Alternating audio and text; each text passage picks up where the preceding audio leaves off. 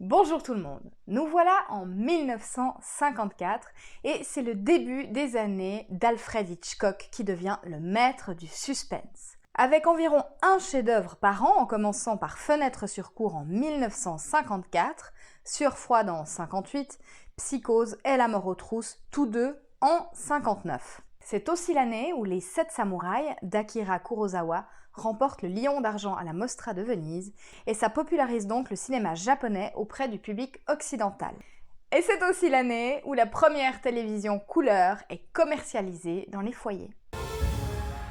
Pour les naissances importantes cette année-là, du côté des réalisateurs, nous avons James Cameron, qui est complètement au goût du jour avec son Avatar 2 qui sortira en décembre, je me réjouis de le voir, mais aussi Michael Moore, Ron Howard, à qui on doit Apollo 13 et Backdraft, et Jane Campion, qui a réalisé La leçon de piano, qui lui a valu la Palme d'Or à Cannes et qui était encore la seule femme à l'avoir reçue jusqu'en 2021. Du côté des comédiennes, nous avons Renée Rousseau et Kathleen Turner, c'est drôle, j'avais déjà tendance à les mélanger petites. Et pour les comédiens, nous avons John Travolta, Jackie Chan, Dennis Quaid, Denzel Washington et Ray Liotta, paix et son âme, j'adorais cet acteur, je pense que c'était mon préféré quand j'étais petite, allez savoir pourquoi. Les Affranchis, en passant par là, je vous le conseille. Du côté des décès, Lionel Barrymore, qui nous quitte à 72 ans d'une crise cardiaque, c'est le grand-oncle de Drew Barrymore, donc le frère de son grand-père. Il est né dans une célèbre famille d'acteurs de théâtre, il est le premier de la dynastie à faire carrière dans le cinéma en tant qu'acteur, réalisateur et scénariste. Il signe en 1926 un contrat avec la MGM, avec laquelle il travaille jusqu'à la fin de sa carrière. Je me demande ce que ça ferait si on faisait ça aujourd'hui avec les acteurs et puis les grandes maisons de production, genre Brad Pitt avec Universal par hasard. Quel genre de film il tournerait à la fin de sa vie? Ce serait peut-être toujours le même style.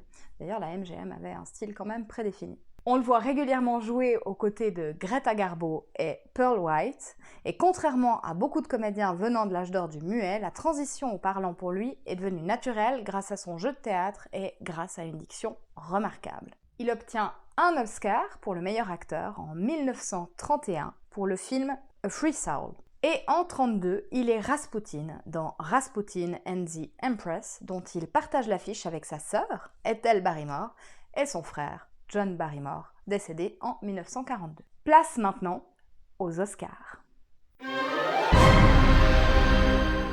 Une comédie romantique, Vacances romaines, un western, L'homme des vallées perdues, deux péplums, Jules César avec Marlon Brando et James Mason, et La Tunique avec Richard Burton.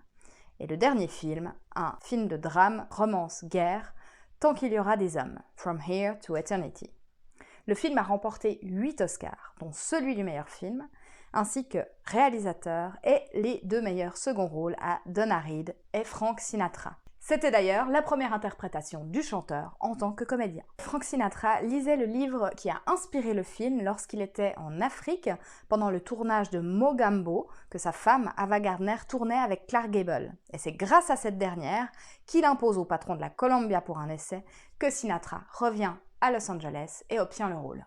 L'auteur de la nouvelle dont est tiré le film, James Jones, ainsi que les frères Sargent, futurs producteurs, réalisateurs et scénaristes, font plusieurs apparitions dans le film. L'actrice Joan Crawford aurait refusé le rôle de Karen Hunt car elle n'aimait pas les costumes. Et tant mieux, car c'est Deborah Kerr qui a obtenu le rôle à sa place. Je vais voir le film, à tout de suite!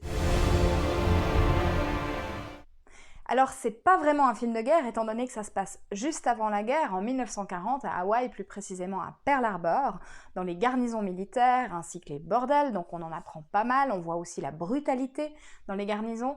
C'est pas tout à fait ma tasse de thé, les acteurs jouent merveilleusement bien, tous. Malgré le fait que les télévisions couleurs soient commercialisées dans les foyers cette année-là, le film est encore en noir et blanc. Vivement le prochain, je sais pas s'il est en couleur cette fois. Quoi qu'il en soit, ce sera le film d'Elia Kazan, Sur les quais, avec Marlon Brando. À très vite.